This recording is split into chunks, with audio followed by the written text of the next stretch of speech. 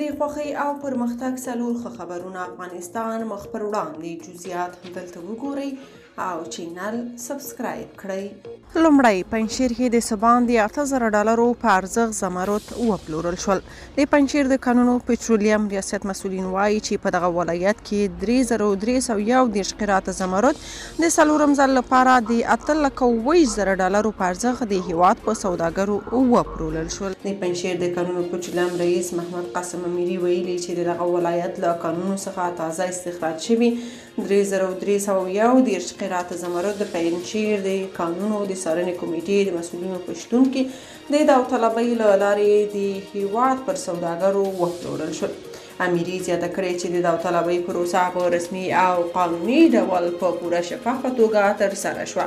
هغه څرګنده کړې چې په څه د پاسه یو میاشت کې دا د پنجشیر د زمردو د کان څلورم محصول دی چې د داوطلبۍ له لارې د هیواد په ملي سوداګرو پلورل کیږي. دوهم، دفاع وزارت وایي د 215 البدر قلودو څخه 500 تنه مجاهدین له 3 میاشتني پوځي عقیدتي او مسلکي زده کړو ترلاسه کولو وروسته نن د یاد قلودو له روزنیز مرکز څخه فارغ شول. مسؤلینو په وینا یاد فارغان خپل مسؤلیتونو ته متوجه کړل او هر اړخیزې اصلاحي ویناوې وکړې.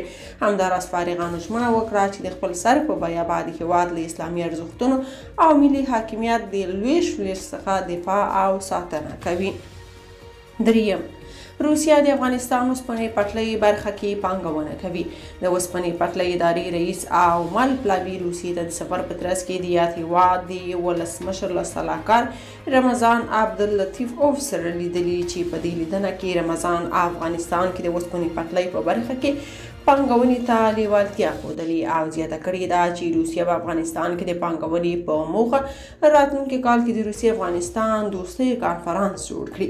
ورته مهال د افغانستان د اوسپنې پټلۍ ادارې رئیس بختي رحمان شرافت دوی ته ډاډ ورکړی چې د سرپرست حکومت د پانګونې په برخه کې له پانګوالو سره اړینه همکاري کوي او په دې برخه کې هغوی ته لازمي اسانتیاوې برابروي. څلورم، مسؤلین وایي د سالنګ تونل د رغونې چارې 80% بشپړې شوي دي. د سالنګ تونل د بیا رغونې مسؤلین او قراردادي شرکتونو استازي وایي چې د سالنګ تونل د بیا رغونې چارې 80% بشپړې شوي او پاتې 20% چارې به یې هم په کم وخت کې بشپړې شي.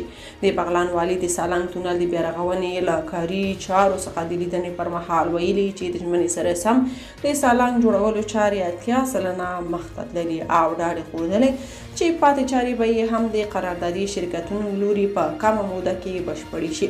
نوموړي زیاته کړې چې په دې پروژه کې ډېرې کارېدونکي رغنیز مواد د هیواد کورني تولیدات دي او د افغاني شرکتونو انجینرانو لوري د جوړولو چارې پرمخ وړل کیږي. که تاسو په دې اړه څه نظر لرئ په کومنټ کې شریک او چینل سبسکرایب کړئ.